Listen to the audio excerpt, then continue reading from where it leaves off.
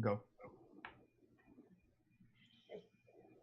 Well, hello, members of Hornet Nation, and welcome back to the fall 2020 and 2021 school year.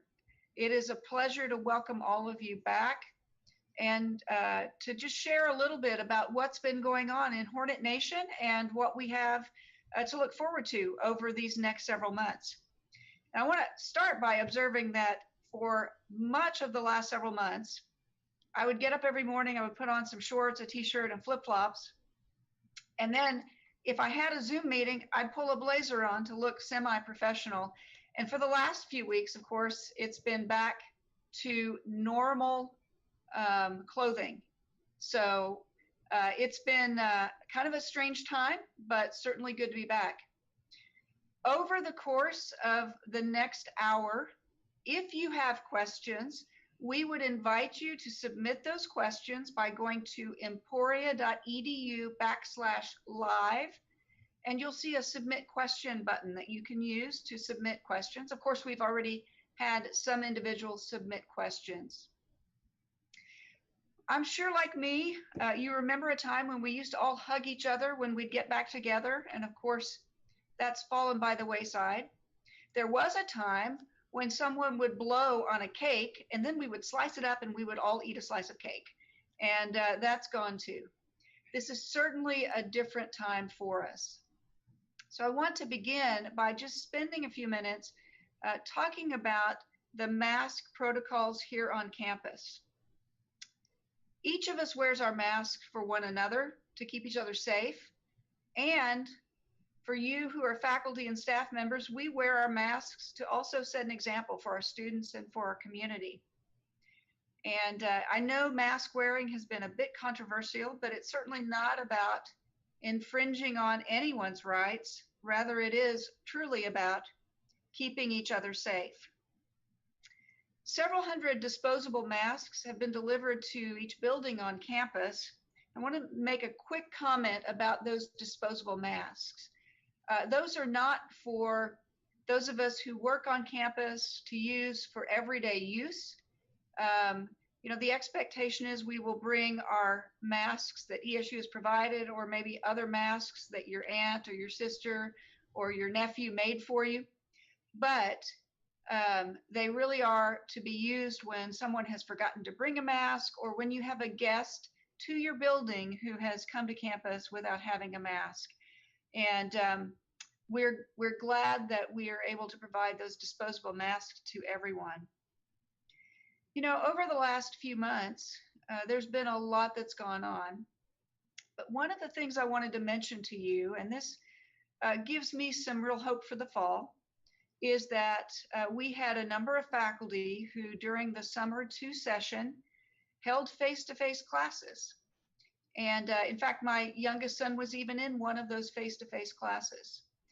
The students and the faculty members were masked up. They tried to keep distance from one another. And to the best of our knowledge, that went very well, and we didn't have any cases of transmission of COVID.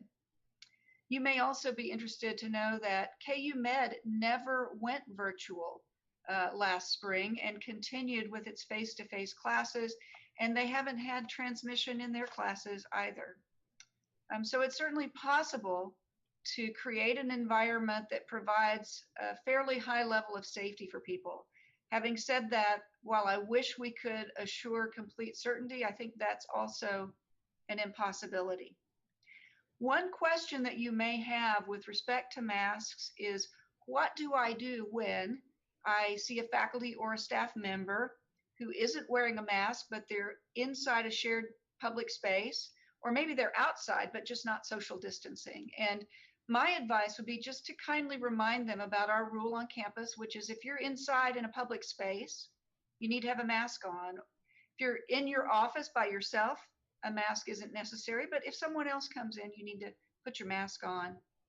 If you're outside, so long as you are able to social distance, meaning keeping 6 feet or more between you and someone else, then you certainly don't need to wear a mask. But if you're going to be in close quarters with someone else, you really should wear a mask even outside.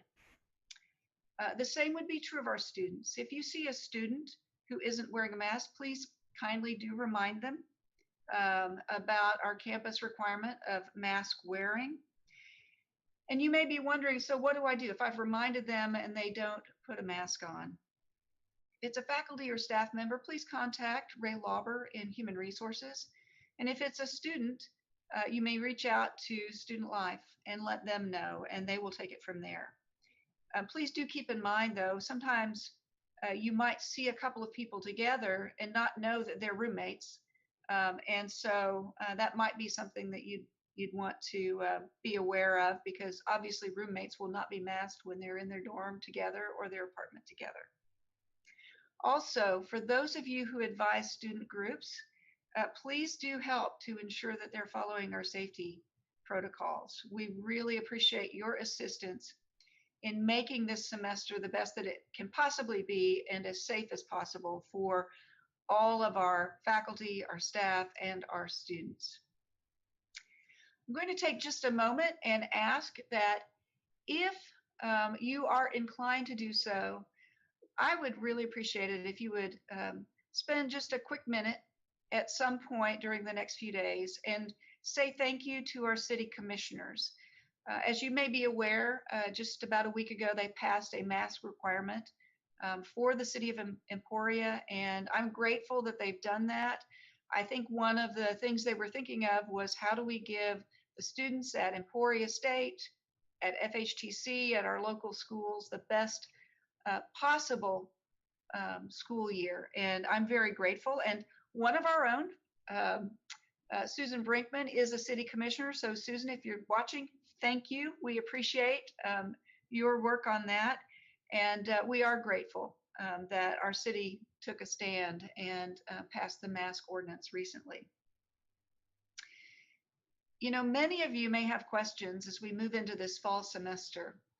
And so I wanted to take just a moment to remind you that on the ESU homepage, you will find a Return to Campus tab.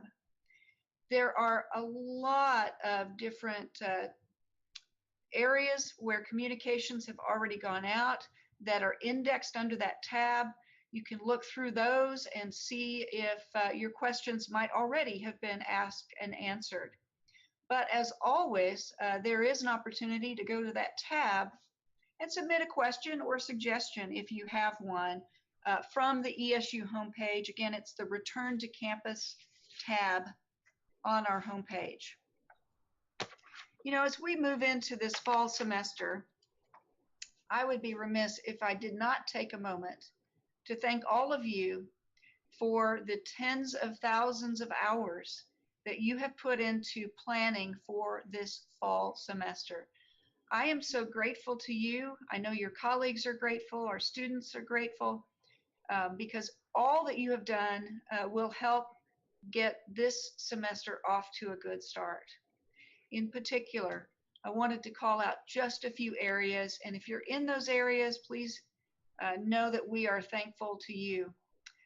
For our friends in IT, we know that you worked hard in the spring to get people up and running for remote study or remote work, and then you continued throughout the summer to assure that we could move forward in a good way this fall, and we're grateful. To our friends in facilities who have taken on additional tasks to assure that the spaces in which we live and work are going to be safe and healthy for us, we're grateful to you for that. Human Resources had to answer so many questions, and I'm sure there are more to come, but we appreciate the hard work that they did. We have a group of professionals in our Student Advising Center who have really worked hard with our students and helped them. And the same is true of those who are in our counseling center, who are in our medical center. There have been so many needs that our students have presented with, and we have great faculty and staff who have been so helpful to our students in navigating through the spring and through the summer and now into the fall. For those of you in Res Life, we know that there is a lot of work that you had to do with respect to reconfiguring rooms and changing cleaning protocols and even deciding how many students would be in each room, and doing some creative scheduling around using bathrooms and things like that. So thank you for that. To our faculty, all of you had demonstrated so well your ability to turn on a dime back in the spring and to move from face-to-face instruction toward online instruction. And now as we look toward the fall, I know that you have created your fall classes with an eye toward different modalities. And we're grateful to you for doing that and for the additional work that that has required.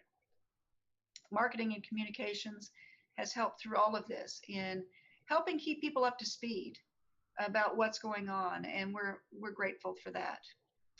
One thing that I wanted to mention in particular has to do with the Student Emergency Fund. We had 139 individuals who donated to the Student Emergency Fund, and more than half of them were you, faculty and staff at Emporia State. So thank you for that. Please keep in mind as we move into this semester that might be an area where we want to direct our students, in addition to directing them toward mental health services or tutoring or student advising services.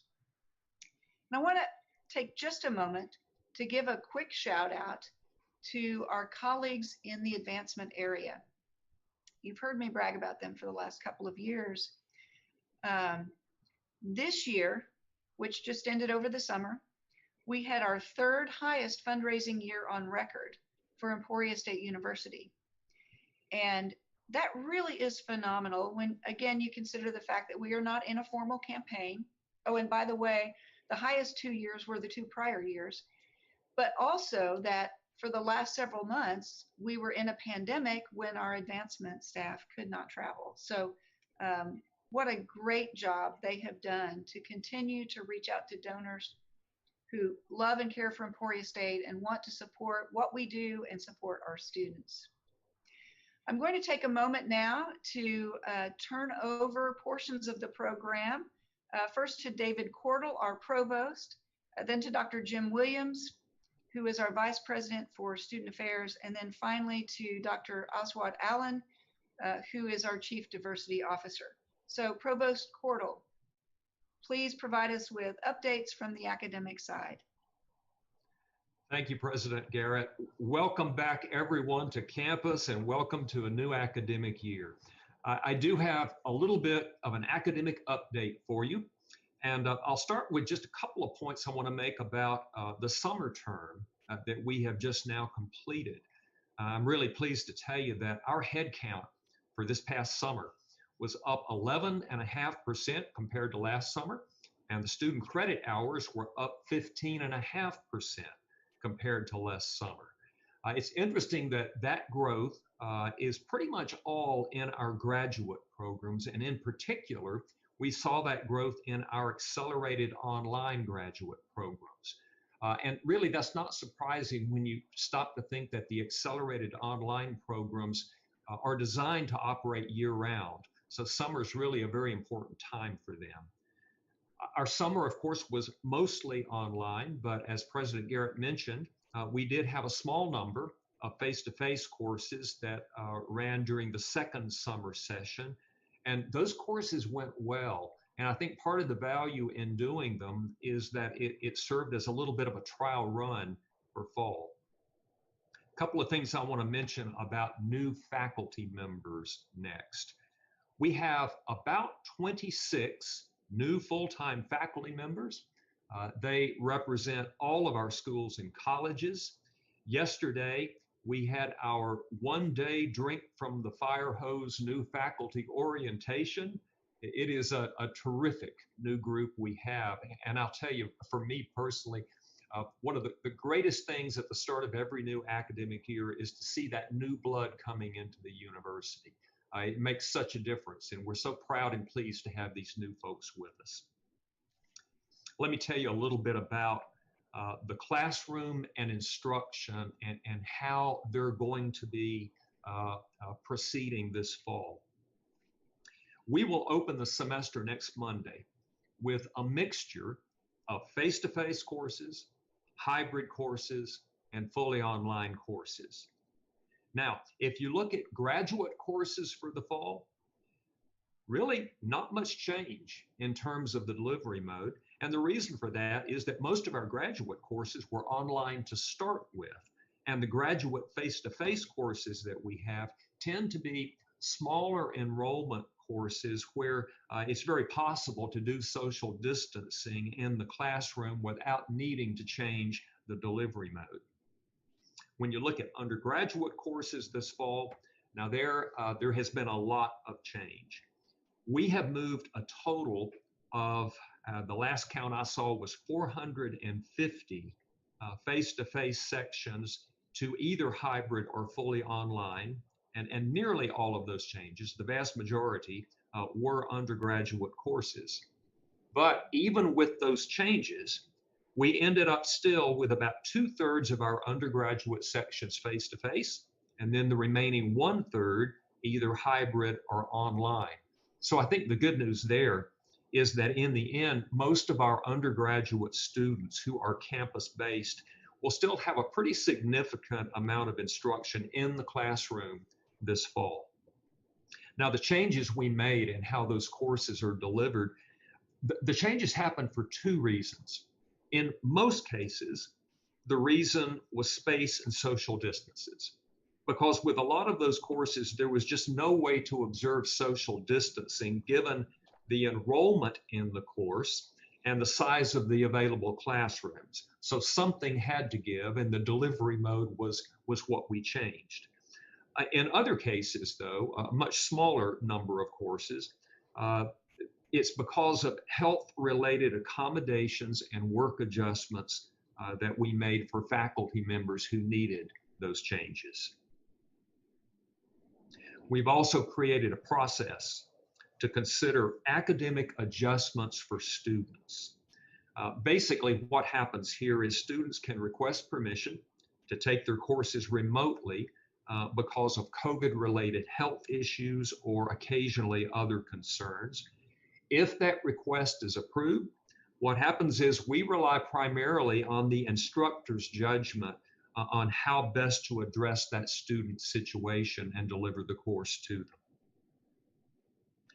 The last thing I want to mention to you is to suggest to you that there are a couple of keys to our success this fall. The first one I want to mention is flexibility. And President Garrett already referred to this. You know, we call ESU the adaptive university. And when we use that terminology, what we're talking about is that we have the capacity as a university to adjust to changing circumstances. Well, I think we probably all agree that our circumstances are changing pretty much on a daily basis right now. We have asked faculty members to plan their courses very flexibly. We've asked them to make use of technology, to be ready to change their course delivery mode very quickly if that should become necessary. Because the fact is, even though we've all done our very best to plan well, we just have to be ready for anything this fall. The second key I would suggest to you for success this fall is a commitment to the common good. The masks, the social distancing, the changes in how we're teaching. I don't think any of us signed up for these things, and our students didn't sign up for them either. But the point of all of this is to try to keep each other safe and to have a successful semester on our campus. So I'll just close by offering a big thank you, first to our faculty members who have gone way beyond the normal call of duty, and then also to the folks in units all over campus who support the teaching and learning that we do at ESU with their great work. Thank you, everyone. Have a great semester. Thank you, Dr. Cordle. Now, Dr. Williams, if you would share what's going on in the student life arena. Thank you. Well, thank you, President Garrett. For a number of years, our mission has been, as a division, very simple: support the academic mission of the institution. And I think we have all committed within the Division of Student Affairs to understand this year that is more important than ever. And so I want to start by giving you 2 items for a resource for anybody that's on this call and has questions. There is so much that has changed. There are so many new ideas, new approaches, that the fire hose is blasting.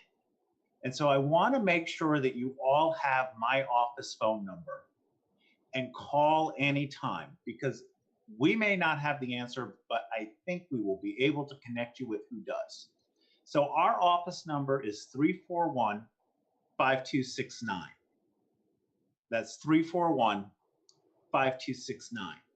I want to make that available for you so that, again, if you've got questions about information I go over now briefly, or as you hear things, you're able to give us a call and we'll get some answers for you.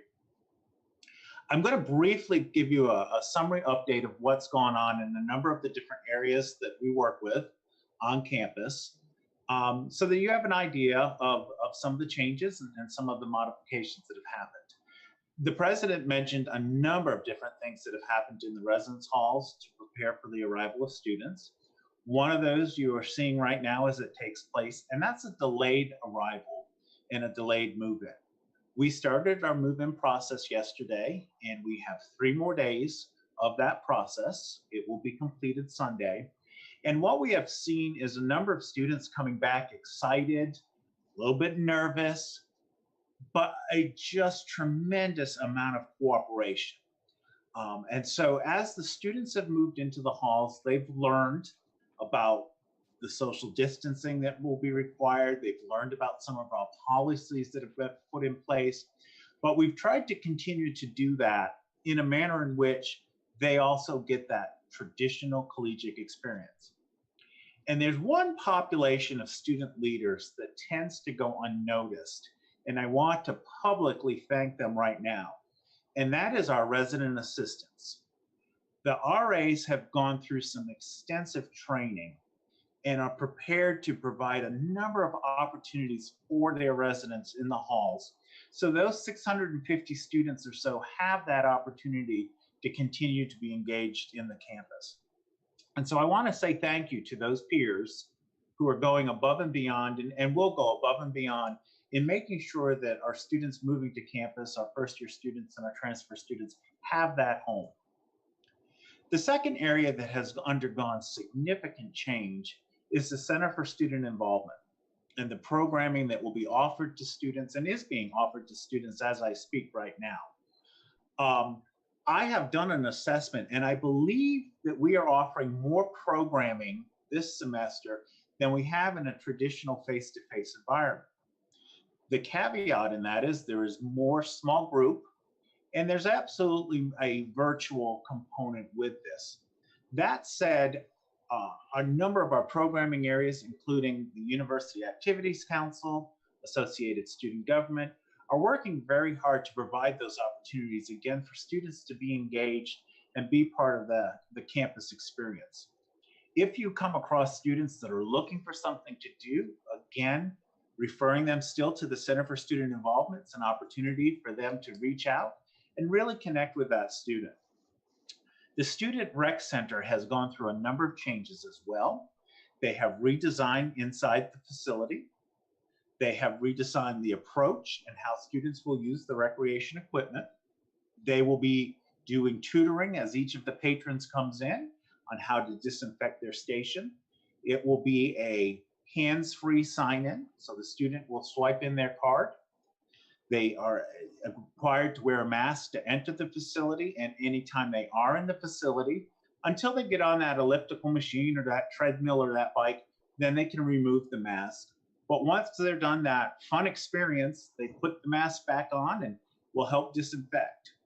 The rec center also has a number of different things planned for students to do that are fun-filled activities.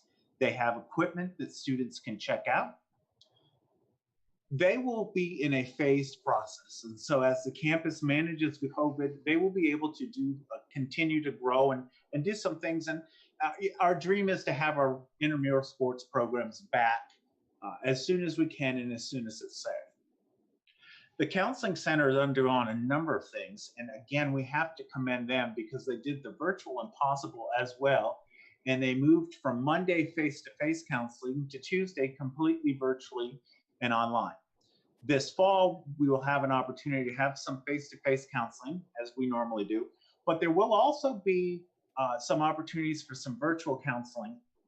And they are working out a number of group programs that will be offered to the students throughout the semester. The counseling component we think is going to be very busy this year. There's going to be added stress, and there's going to be added opportunities for students to receive services. I want to take this moment to remind you all about the care team report that you have access to. The care team report allows you to put in information about a student or a student concern that you're observing or feedback that a student has provided, anything that you feel we need to know as a care team to assist that student and help with their health and their safety. To access the care team form, again, you go to Hornet 365, select your faculty, staff, or student button, and you will see on one of the modules the care team student concern form. Click on that and just fill out the template with the information you can provide. And we will again work with the student and help them get some answers to some concerns or questions they may have. Student wellness, as you can imagine, has been very, very busy. They are also fielding issues that are not COVID related because student health is student health. But I want to thank them for the work and the preparation that they have put in place and the outreach that they're doing with their colleagues, both in Lyon County and here on campus. There's been a number of questions about what their role will be with COVID. And quite simply, they will be working with all symptomatic students. They have a protocol in place in which if a student is having symptoms, they will reach out to student health. Student health will meet that student, help them get to a location, and we do have the ability to do the rapid COVID test, and that test will be done on site for that student who is symptomatic. The other component that they're doing, and I'm very excited to say we make lemonade out of lemons, because I'm learning that there's going to be an academic connection with this too, is they're going to continue to put together a surveillance protocol. And I have seen a meeting come across my screen with some biology folks that are working with student health. And what a wonderful opportunity to take a high impact learning opportunity here during the COVID time. And so I generally reach out to biology and thank them for their partnership with student health, but they will be developing and implementing a surveillance program so that we can continue to make sure that our campus community stays safe. Our dining services have had some modifications. I would encourage all of you who like to grab something in the HX to download the Grubhub app. And in that application, you will have access to the 3 venues that are in the Dining Commons. You will order what you would like through Grubhub. It will give you a time to pick it up. You will pay for it prior to you picking it up because you'll pay for it through the app. And you can come and grab it and go. Our dining hall will be on a reservation process this year for our students on the meal plan. Sadly, given the design and what we've had to do to social distance the facility, we will not be able to invite faculty and staff and community members into the dining hall. But they too, the students will have a number of options, including a reservation for dining time, a grab and go. And again, I have a visual aid here.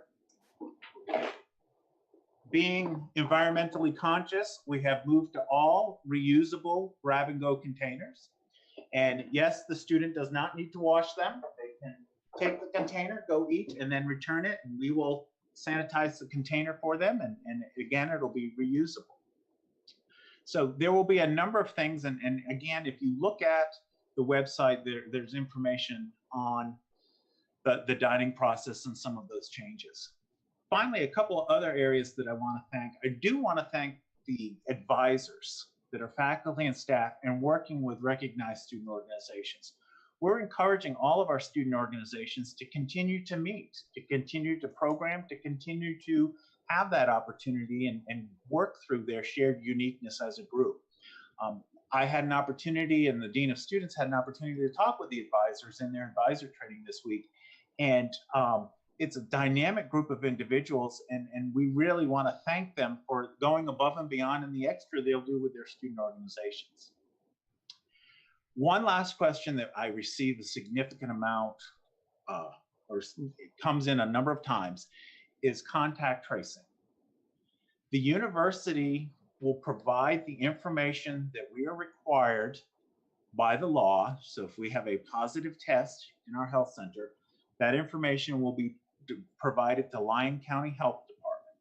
Lyon County Health Department is the responsible entity for contact tracing and for making determinations on quarantine and isolation needs of any person who is diagnosed with COVID or has the suspicion of COVID, et cetera. And so I want to make clear that we're not asking faculty and staff to do contact tracing for their classes, for their clubs, for their organizations. That if there is a student who does test positive for COVID, that will be coordinated through the Lyon County Health Department. And those that they feel are impacted will receive the appropriate instructions on what is necessary for them to be safe and follow through with.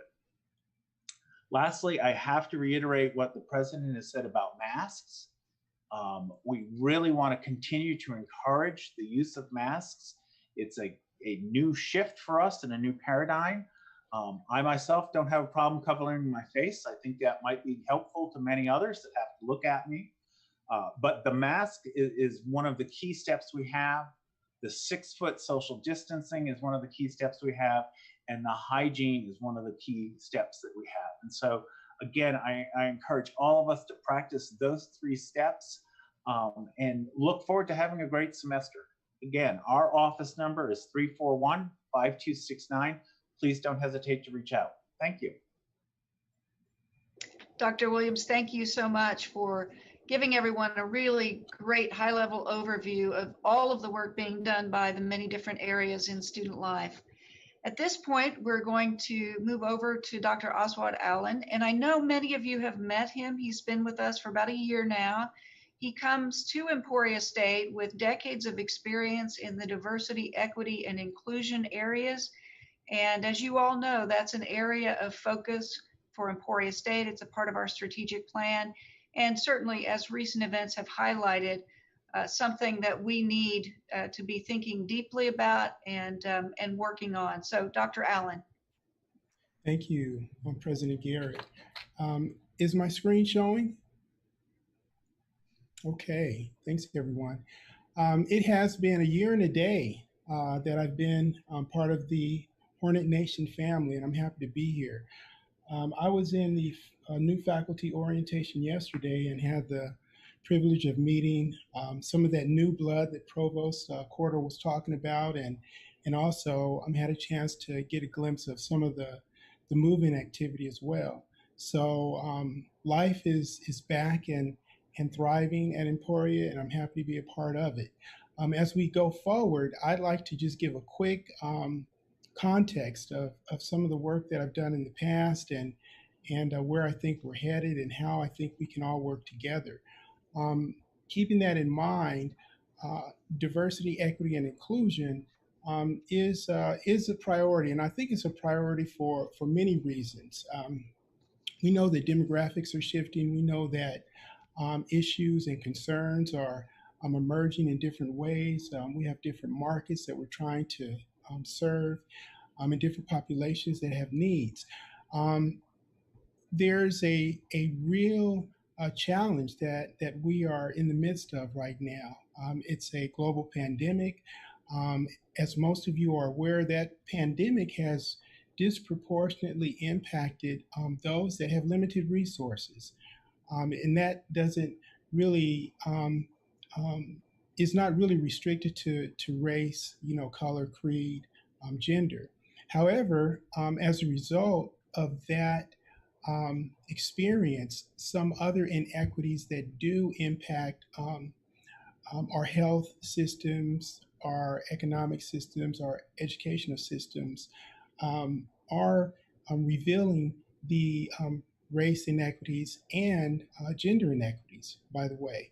So, as we think about diversity, equity, and inclusion on our campus, let's keep in mind what it's not, and let's remember what it is. It's not a quick fix. It is a beginning, and it's a journey. I had a colleague of mine remind me that it's a marathon, not a sprint, and we're going to run this together. How will we inform our diversity action planning? In the past year, I've had the opportunity to meet with the deans. I've worked very close with our University Diversity and Inclusion Alliance. I've worked some with our athletic department. I've worked real close with Student Affairs and Dr. Williams, as well as Provost Cordle. And I'm beginning to strengthen my relationship with our Administration and Finance VP, Diana Coleman. And I'm looking forward to moving the president's agenda and her priorities forward in this particular space. And so as we think about that, we are really talking about institutional effectiveness. We're talking about the recruiting of students that can succeed here, supporting their success, supporting faculty, their research agendas, their teaching agendas, their service agendas, and supporting the outstanding staff that we have and administrative individuals all across campus so that we can thrive in this uncertain time and through this uncertain time. These are some of the key action planning points that are going to guide us as we go forward. We do have to be driven by data, and so, or informed by data, not driven by data, informed by data, but we're the ones that are going to make the decisions. So let's keep that in mind. Now, where are we today as we think about becoming a model for diversity, equity, and inclusion? The good news that I think this pandemic has brought out is that we have an amazing group of people at Emporia State. This is a framework that many universities across the country are looking at when they're designing action plans and action responses to COVID-19. And I'm happy to report that we have taken a culturally relevant position in terms of looking at our policies, looking at our practices in human resources, in how we're reaching out to our students and supporting our students, how we're supporting our staff. We've also included different voices in that decision-making process. And in terms of serving the needs of the diverse communities, we've made sure to keep that in mind as we've reviewed policies, practices, and procedures. I would also add that our marketing and communications arm, in conjunction with our enrollment management team, has done an amazing job with thoughtfully and inclusively communicating what it is that we want our people to know, our faculty and our staff, about the COVID-19 pandemic and any other issues that we have come across. And then, of course, Corey and his team have done an amazing job of digitizing our efforts to bridge the gap between those that may not have the resources, Wi-Fi, hotspots, laptops, and connecting them with the opportunity to continue their learning. And those steps are continuing, and those principles are continuing as we go forward into the fall. These individuals have worked tirelessly over the summer to elevate the response that we're looking forward to engaging in this fall. We've moved our University Diversity and Inclusion Alliance from a reporting arm and a research arm into an action-oriented team. I'd like to say they're a stinger team. I don't know if there's such a thing, but since we're part of Hornet Nation, I think this is the group of folks that seem to be getting things done in this DE&I space, and I'm happy to work with them. A new and elevated initiative through the endorsement of President Garrett is the ESU Basic Needs Coalition. That's being chaired by Jasmine Linneberry and has been strongly supported by Blythe Edie and Rebecca Rodriguez Carey. And these are all the individuals that are working to help support the information that moves our DE&I work forward. And then, of course, this past summer, we've had a series of Humanity First conversations supported by our marketing department and our technical team on campus. We've reached out to communicate with our students through a Standing Strong Together webinar, through enrollment management. There's been work with the city of Emporia to continue building on that town gown relation. And then, of course, there's been a variety of community check-ins to help us keep our finger on the pulse of what's going on with our broader community. And all of this is designed to raise the level of awareness so that we're in tune and in step as we move into the fall and we continue to promote equity-mindedness. As Provost Cordle mentioned, we have a variety of modalities that we're delivering curriculum with as a result of where we are. But I anticipate that's going to be a reality that we need to really consider leveraging going forward. So we do need to keep in mind equity-mindedness in the virtual spaces and how we can leverage that into reimagining the future and DE&I work.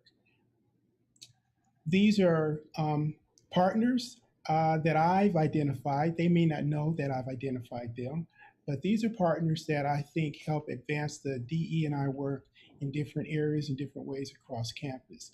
Jennifer Ananda is our Title IX coordinator. If there's any issues around harassment or discrimination, then please use the website link that's being shown here, report@emporia.edu, or you can give her a call. In terms of our faculty or staff issues around employment, Ray, obviously we know that, and reach out to Dr. Linneberry if you have any basic needs that you think students need addressed, and we will do our best to respond accordingly. And just quickly, when we think about DE&I programming, Teresa Taylor is your point of contact, delightful and responsive. So please feel free reaching out to her. And then when we think about our mental health, which I think is really important to keep in mind during this time, whether it's faculty, staff, or students, then our counseling services is a place that we want to make a primary resource. That is really all that I wanted to share this afternoon. Thank you for continuing on with Emporia State, and thank you for partnering with me as we increase the capacity to make a significant impact for our students and our community. Thanks, President Garrett. Dr. Allen, thank you so much for highlighting those resources, highlighting the groups that are working on these important areas. And we're looking forward to hearing about additional opportunities during the coming year to learn more about these important areas and to work with you on how we can be champions for diversity, equity, and inclusion across the university and in our individual areas. I want to conclude by spending just a few more minutes looking forward into the fall, and then we'll have some time for just a few questions at the end. But there are certainly a lot of unknowns as we move into this fall. You know, most universities are concerned about this fall's enrollment numbers. And when I think about Emporia State University, we've had so much to be proud of these last couple of years. We've increased our incoming freshmen for the last couple of years. We've had 2 years of all-time record retention rate for the university. We've had record numbers of graduate students the last year or two, and we've achieved a record graduation rate. But like most other institutions, we do have concerns about what our enrollment will look like this fall. And of course, it's far too early to know what the totals will be. That won't happen until 20th day numbers are posted. But two things to keep in mind about those 20th day numbers. First, it's unclear whether they will fully reflect dual enrollment students because of the differences in timing with respect to K through 12 systems around the state.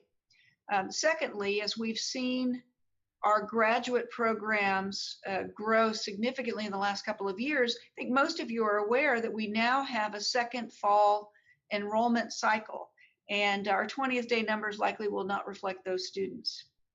Our admissions team has done a phenomenal job of reaching out to new students, but as most of you are aware, we weren't having campus tours during the last part of the spring semester. Kudos to admissions and IT for developing a way to do that virtually. Our team in international education has worked hard too, but on again, off again regulations have impacted our international students some and made this a bit of a tenuous time for them, but we certainly value all of those students. Finally, we do want to express our gratitude for everyone who's doing admissions work for us and to all of you who partner to help bring in our new students. We do appreciate that. One last area I wanted to mention has to do with athletics. I think that you've probably all seen that the MIAA, our athletic conference, announced some time ago that there would be a late start to fall sports. The Division II leadership at the NCAA announced a week ago that there would be no fall sports championships, and the CEOs of the MIAA schools will be meeting later this afternoon to discuss the topic.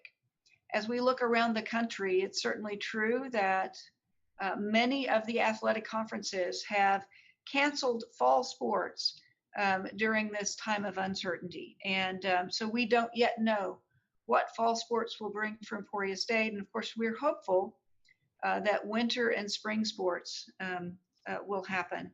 But there's a lot of unknowns. Here's what we do know.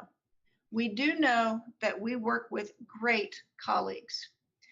During these last few months, as we have engaged in countless hours of planning, I have been so incredibly grateful for the thoughtful way that your colleagues have approached detailed planning that was necessary.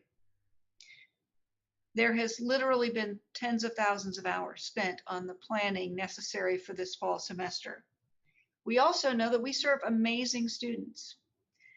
As the semester kicks off, I'm confident that we will see the same kinds of accolades being picked up by our students that we've seen in past years. And we really are blessed to serve a great group of students. But to borrow a famous quote from All About Eve, as Betty Davis is coming down the stairs, she says, "Fasten your seatbelts. It's going to be a bumpy, in this case, fall." It will be certainly an unusual time for all of us. So let's commit to taking care of our students, to taking care of one another, to encouraging our students, and to encouraging one another, and to cheering for our students and for one another during this fall. I believe we have time for perhaps just a few questions, and I am going to turn that over now to Gwen Larson, who I believe will be asking questions. And in some cases, I may not be the individual responding. It may be one of our in-house experts in particular areas. Thank you for listening, and I believe we're ready for questions. We are. Thank you, President. The first I'm going to share is not actually a question, but Blythe Eddy chimed in and asked if we would please share information with faculty and staff so they can share with students about Corky's Cupboard.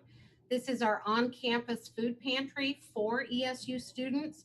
Beginning at noon on Monday, the first day of classes, it will reopen in the Center for Student Involvement in the Memorial Union. It will be open between noon and 5 p.m. on Mondays and Thursdays. Students can go in, current ESU students can go in, they need to show their student ID. they will receive a prepackaged bag of food, which will include fresh fruit, and they can get one bag of food once a week. So please, if you hear of any students with issues about buying food or keeping food, please make sure you share that with them. So now on to some questions. We have one question about traffic flow in our buildings. We have a question that the Centers for Disease Control and Prevention recommend, where feasible, designating certain stairwells or sides of stairwells as up and down to try to enhance social distancing. So the question is, why isn't ESU doing that? Shouldn't we err on the side of caution and do more directional markings in our buildings? And I believe Diana Kuhlman, to whom our facilities group reports, will be answering that question. It's certainly something that your fall planning group spent a lot of time talking about during the summer. Diana? Thank you, President. Yes, the traffic flow was looked at in the buildings over the summer, and came to the conclusion that if we start restricting flow, what it will instead do is congregate people more instead of building multiple paths for them to be able to separate. It also will cause more time in traveling in and around our buildings. And so for those reasons, we decided not to use directional traffic in the buildings. And while I also received a clarification that while it might appear that one of the stairwells in the Union is directional, it is indeed just due to some door hardware work being done and is not really related to COVID. So none of our buildings on campus will have directional flow at this time. Thank you. Thank you. Next question. We know that Dr. Williams talked a lot about the student affairs activities and how many of those have changed to virtual. But there is a question, because we know that the student fees were set back in the spring of 2020 based on our traditional model. And now maybe we're not having as many activities. Is there going to be any sort of adjustment to that? And I wonder if Dr. Williams or Diana Coleman could weigh in on that. I think Dr. Williams is ready to weigh in on that one. Thank you, Jim. Sure, I think that's a great question. Many of the areas that are covered by student fees are continuing to operate, and they're continuing to provide services for the students that those fees cover. For example, the health center is fully functional in providing services for students. The rec center is functional in providing services for students. Our Union Activities Council, which receives a fee, I think there's somewhere in the neighborhood of 9 to 12 contracts that are being reviewed that will be, again, entertainment and opportunities for students, right down to areas with the student bulletin, which is still going to be producing news and providing the voice of the students for the campus. And so at this point, there is no consideration to reduce or even remove fees based on the fact that their areas are all operational and being dependent upon those fees to provide the services, be it in a different venue and in a different approach. Thank you. Our last two questions we've received are a little more philosophical and kind of fun. Our first question is someone asking about historic context, noting that Emporia State was 55 years old in 1918 when influenza outbreak struck the world. We are now 157 years old. We have survived the Civil War, the Great Depression, World Wars, terrorism on US soil, and we're going to survive this. So we won't be here, but when the next 100-year pandemic hits, what will they be saying that Emporia State University did right during COVID-19? Well, that is a great question. And I would first say, I hope that in 100 years, there is not another pandemic. But I also would hope that we have learned a lot of lessons from this time. You know, my hope is that when we look back at how Emporia State responded to this pandemic, the care and the love that we show for one another is very evident. And I think you've heard a lot about that today, just from different areas as they've talked about the ways that they're approaching what they are doing. And Blythe's comment about Porky's Cupboard and its availability, because that's certainly something that is very true here at Emporia State. My hope will be that the planning that we have done will make this semester go fairly well. But again, I think there's so many unknowns that we just can't predict right now. And then let me suggest one other thing, and this may be a little bit of a challenge to those on the academic side. You heard Dr. Williams talk about the biology department working with our health center on just sort of testing on a kind of a sample basis throughout the semester. There may be some opportunities for those in our history department as well, and libraries and archives, to think about how do we capture some of what we were doing at this time, and then 100 years from now, when someone is looking back at what happened, hopefully there's a good record of everything that went on. I noticed the Lyon County History Center is trying to do a little bit of that, or maybe it was the city library, but I thought, well, that was a very good thing to do. Certainly this is a historic time, and my hope is we're capturing some of that history as well. All right. And our final question talks about, the difference between technical and adaptive. So beyond the many technical answers to our current challenges, what are some ways that we can think about or frame our current time so that we can keep a positive and progressive outlook as we move forward? That is a great question. And there certainly have been, I would say, literally thousands of technical issues with every communication that comes out from human resources or from academics with respect to the how-tos.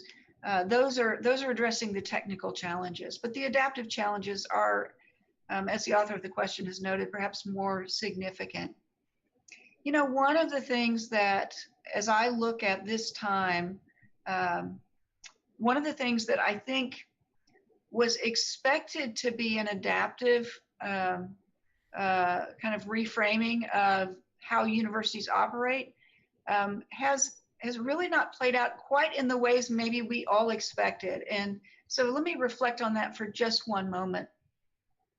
I believe for the last couple of decades, people have thought, well, eventually, maybe all education will be handled online. And yet, during this time, we've seen that that is really, for some kinds of education, perhaps not the best approach. And yet, we've also seen what I do believe is a very real adaptive kind of reframing of how we educate.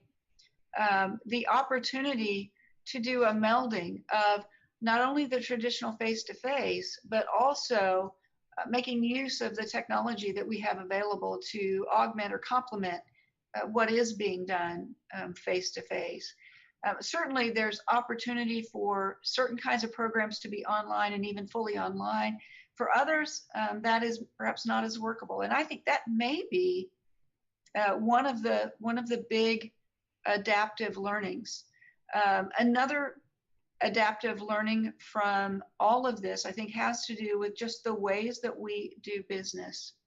As you look at what's happened in some of our major metropolitan areas, now you're seeing office buildings that are having challenges filling space because some employers have realized that it is possible for there to be people working from home and being productive. And so that has been, I think, for the country, and I think for higher ed as we move forward, another maybe adaptive flex as we look toward the future. All right, and that was our final question. Well, thank you, Gwen, and thanks to those who set up the virtual meeting today. We do appreciate that so much. I also want to just point out that because we are not meeting face-to-face today, we wanted to make sure that you didn't go without your traditional beginning of the year cookies. So those have been delivered to your offices, and I hope that you will enjoy those as a treat from my office. We are so grateful to all of you. And while this will be a different semester, I have no doubt but that it will be a great semester. Thank you so much to all of you for your time this afternoon.